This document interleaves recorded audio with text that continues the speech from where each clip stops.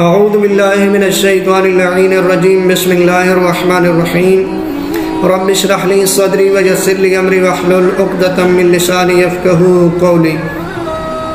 معزز و مکرم مومنین، السلام علیکم۔ یا علی علیہ السلام مدد مومنین، آپ جانتے ہیں کہ ماں باپ کا اپنے بچوں سے بڑا بے لوث پیار ہوتا ہے، بہت محبت ہوتی ہے۔ اگر آپ دیکھیں گے تو کتنے ہی ایسے بچے ہوتے ہیں کہ جو ماں باپ کی اس محبت کا غلط فائدہ اٹھاتے ہیں اور نافرمان ہوتے ہیں، اور ماں باپ بڑے اذیت میں مبتلا ہوتے ہیں، بڑی پریشانی میں مبتلا ہوتے ہیں کہ جب اس کا بچہ جو ہے وہ نافرمان ہو جائے۔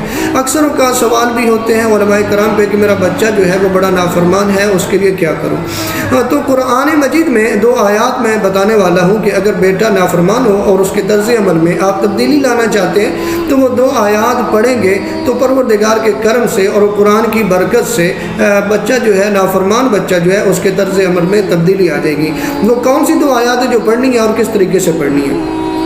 وہ سورہ بروج کی 2 آیات ہیں اور سورہ بروج کی 21 اور 22 نمبر آیت ہے۔